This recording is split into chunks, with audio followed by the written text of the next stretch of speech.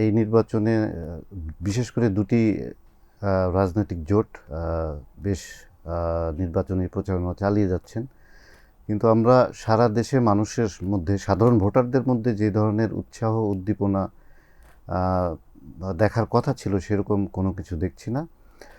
এই বিষয়ে আমাদের একটি প্রতিবেদন ছাপা হয়েছে। এই প্রতিবেদন নিয়ে আলোচনার জন্য আমার সঙ্গে স্টুডিওতে আছেন মনির হোসেন লিটন। মনির হোসেন লিটন, এই প্রতিবেদনে আসলে কি থাকছে? কেন উৎসব আসলে ভোটারদের মধ্যে বা মানুষের মধ্যে দেখা যাচ্ছে না?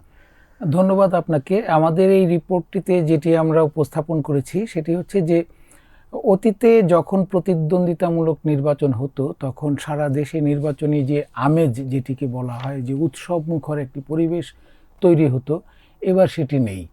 এবং না হওয়ার কারণগুলি বিশ্লেষণের চেষ্টা করা হয়েছে। এর মধ্যে অন্যতম প্রধান কারণটি যেটি আমাদের অনুসন্ধানে উঠে এসেছে সেটি হলো বাংলাদেশের রাজনীতিতে প্রধান দুটি দল হচ্ছে বিএনপি এবং আওয়ামী লীগ। এর মধ্যে আওয়ামী লীগ এইবারের নির্বাচনে নেই। ধরে নেওয়া হয় যে 1991-96 সালের নির্বাচনে যখন প্রতিটি দল আলাদাভাবে নির্বাচন করেছে তখন আওয়ামী লীগ এবং বিএনপি দুই দলই 35% আশেপাশে ভোট পেয়েছে, সবচেয়ে বড় দুই দল। আর এর পরের যে দুটি দল, জামাতে ইসলামী এবং জাতীয় পার্টি, তাদের ভোট ছিল 8% কাছাকাছি বা 8% কিছুটা বেশি। এবার আওয়ামী লীগ নেই। আর না হওয়ার কারণে অন্তত 35%, যদি আমরা খুব রক্ষণশীল হিসাবেও ধরি, 35% সমর্থনপুষ্ট একটি দল নির্বাচনে না থাকায় তাদের সমর্থকরাও এই ভোট দিতে যাবে বলে মনে হচ্ছে না। এরই মধ্যে আমরা জানি যে আওয়ামী লীগ, দেশের বাইরে থেকে আওয়ামী লীগের শীর্ষ নেতারা এই ভোট বর্জনের জন্য তাদের সমর্থকদের বলেছে কেউ যাতে ভোট দিতে না যায়।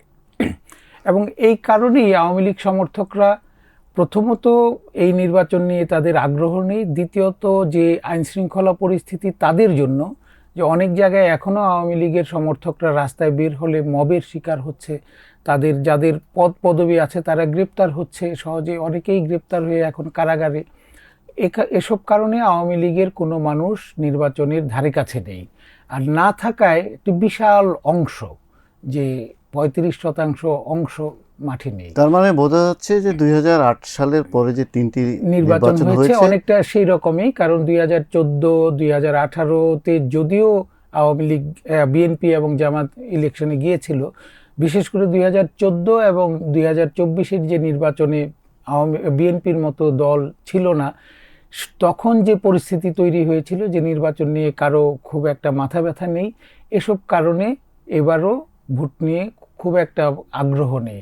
আর যখন এমন একটা পরিস্থিতি তৈরি হয় যে নির্বাচনে কে জিততে যাচ্ছে সেটি অনেকটা নিশ্চিত, কে ক্ষমতায় যাচ্ছে সেটিও অনেকটা নিশ্চিত, তখন অনেকের মধ্যেই, এমনকি এই বিএনপিরও অনেক সমর্থকের মধ্যে আগ্রহ কম থাকে মাঠে ময়দানে যাওয়ার।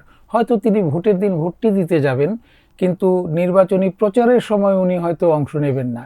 যে উনি জানেন যে তার দল ক্ষমতায় যাচ্ছে, উনি জানেন যে তার যে প্রার্থী তিনিই নির্বাচনে জয়লাভ করবেন, তার জন্য মাঠে গিয়ে গলা ফাটানোর কোনো দরকার নেই, এরকম একটি মনোভাব যারা নির্বাচন করছেন এবং তাদের শুধু প্রার্থী এবং তাদের সংশ্লিষ্ট যে লোকজন।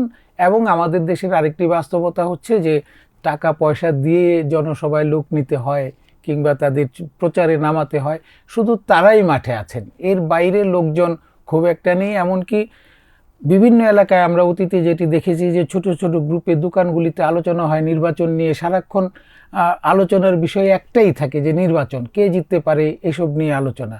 এগুলি এবার সেই দোকানপাটগুলিতে, হোটেল রেস্তোরাঁ, এসব জায়গায় যে আলোচনাগুলি, সেখানেও এসব। মানে একজন ভোটার হিসাবে ধরুন আমি গত 3 ইলেকশনে আমি ভোট দিতে পারিনি অথবা ভোট দেওয়ার প্রয়োজন পড়ে নাই, কিন্তু এইবারও আসলে আমি খুব বেশি উৎসাহ বোধ করছি না। কারণ ধরেন একটি বড় দল নেই, তারপরে নির্বাচনকে ঘিরে, ভোটকে ঘিরে এক ধরনের ভায়োলেন্স হতে পারে, একটা আতঙ্কও আছে মানুষ। এই আতঙ্কটা কি খুব বেশি কাজ করছে? আওয়ামী লীগ এবং তাদের যে সহযোগী শক্তি ছিল জাতীয় পার্টি, যারা এবার নির্বাচনে অংশ নিচ্ছে, কিন্তু তাদেরও বিভিন্ন জায়গায় যে প্রার্থী, তারাও খুব একটা বেশি মাঠে নামছে না। এবং না নামার কারণটি এই আতঙ্ক যে তাদের উপরও হয়তো বা হামলা হতে পারে, তাদেরকে গ্রেপ্তার করা হতে পারে, এইসব ভয়ে তারাও কিন্তু মাঠে খুব একটা সক্রিয় না। আমরা জানি যে উত্তরবঙ্গে বিশেষ করে জাতীয় পার্টির একটা বেশ শক্ত অবস্থান রয়েছে, কিন্তু উত্তরবঙ্গেও আমরা সেই অবস্থা দেখতে পাচ্ছি না, কারণ জাতীয় পার্টি খুব একটা মাঠে নেই। তাদের প্রার্থী আছে, কিন্তু প্রার্থীর পক্ষে সেই জোরে সোরে প্রচার নেই। এই একই কারণ যে আতঙ্ক, তারা আইন শৃঙ্খলা যে পরিস্থিতি, বিশেষ করে সরকারের দিক থেকেই যে আগে থেকেই ঘোষণা দেওয়া যে আওয়ামী লীগ মাঠে পেলেই, রাস্তায় আওয়ামী লীগ দেখলেই গ্রেপ্তার করা হবে, যেটি স্বরাষ্ট্র উপদেষ্টা নিজেই বলেছিলেন, এই ধরনের ঘোষণার পর মাঠে থাকার কথা না।